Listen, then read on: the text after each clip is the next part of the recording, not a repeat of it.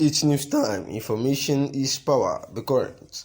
The news headline: Ipob leader Nnamdi Kanu starving in DSS custody. Barrister Ejiofor, the lead counsel to Nnamdi Kanu, said that the detained leader to the indigenous people of Biafra, Ipob, is starving in the custody of the Department of State Services, DSS. Ejiofor made this known on Tuesday morning after the routine visit to Nnamdi Kanu on Monday, where the lawyer noted that the DSS failed to provide food for Nnamdi Kanu despite the order of the court by Justice Binta Nyako, the Federal High Court, Abuja, on December 2nd to allow him to enjoy his comfort in detention. Ejiofor added that Kanu was being punished for complaining at the court about the harsh condition under which he is being held in custody. He said, "Sadly, we observed with dismay and indeed very worrisome that notwithstanding the far-reaching orders made by the court on 2nd of December 2021, the detaining authority, being the DSS, have in their usual style flouted and or ignored the said court orders were mentioned by our client Onyedum Nnamdi Kanu that none of the pronouncements made by the court on 2nd of December 2021 has been obeyed by the lawless DSS. They have unrepentantly continued to treat the orders of the court with the greatest disdain. Her client Onyedum Nnamdi Kanu further informed us that he had not eaten anything since Sunday, apparently being punished because we dared to complain to the court about the harsh condition under which he is being held in custody. But very unfortunately, this should be the height of their reckless affront to the orders of the court. At the time our lordship made these far-reaching orders in court, I did not mince words in bringing out the attention of the court that the operatives of the DSS will flout these orders, pursuant to which the court specifically directed me to come back to her with this fact if our order is flouted by the detaining authority. And yet we have it that the DSS has indeed flouted this order, awaiting the next trial in court so that the client, the legal counsel to Nnamdi Kanu, which is Ejiofor, can actually, without further ado, bring a case to the court for immediate compliance with all the orders of the court clearly made on 2nd of December 2021, and thereby states further that any attempt to violate these orders must be faced with strict sanctions by the court, having commenced the process incidental thereto, saying that they respectfully wish to assure the Nnamdi Kanu's teaming supporters that they cannot leave anything to chance towards ensuring that the client is sufficiently protected and his rights are upheld.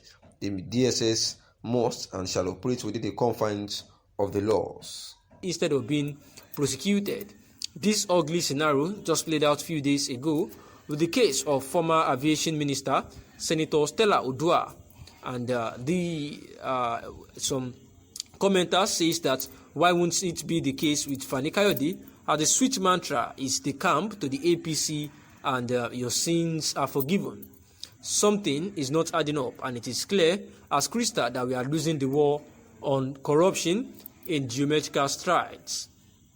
Just as we know that Fani Kayode of late just defected to the All Progressive Party, which happens to be the ruling party, and before the Economic and Financial Crimes Commission (EFCC) claimed to have arrested him for some fraud, and trying to fraud in the medical, medical reports that he brought out, just to stall the court proceedings in pretense that he was actually, sick.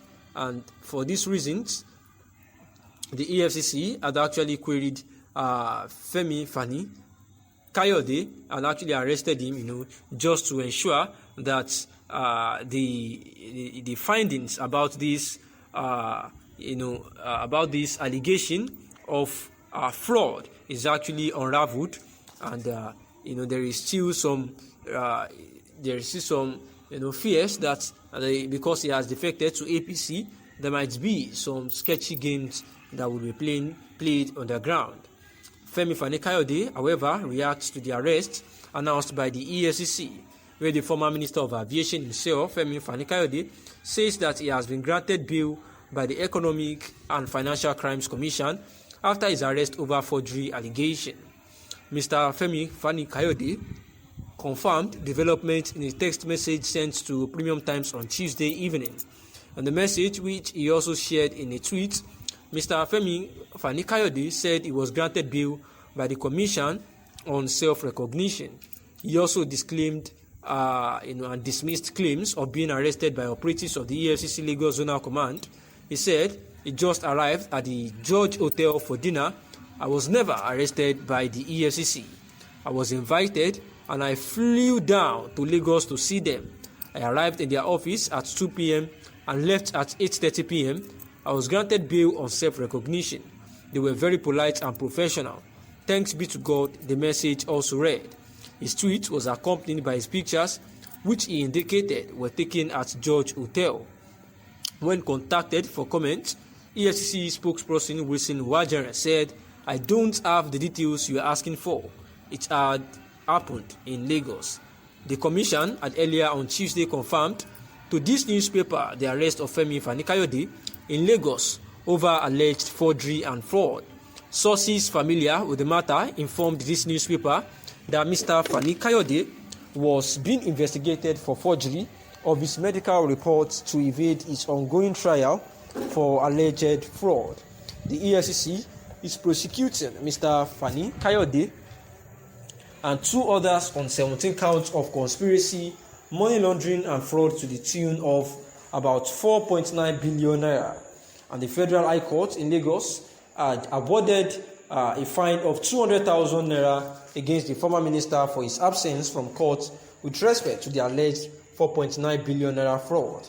The judge, known to be Daniel Osaigo, who gave the order on October 13th, asked the minister to pay the fine or stand the risk of having his bail revoked for failing to appear for his rearrangement, and the matter was adjourned till November 30, 2021 for the rearrangement of the defendant.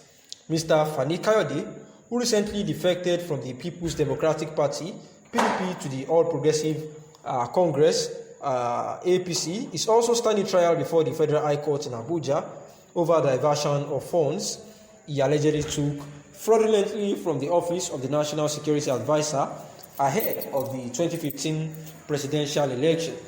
The defendant served as the spokesperson for the 2015 PDP presidential campaigns, for the re-election of the then President Goodluck Ebele Jonathan, who lost to the incumbent President Muhammadu Buhari. And yet, till the EFCC, finally unraveled this mystery, it is still assumed that, the former Minister of Aviation, Femi Fani-Kayode, is yet, still not guilty. But for the fact that he actually, did not go to the court as at when due, still brings about some sketchy, possibility that he was actually involved in such. Thanks.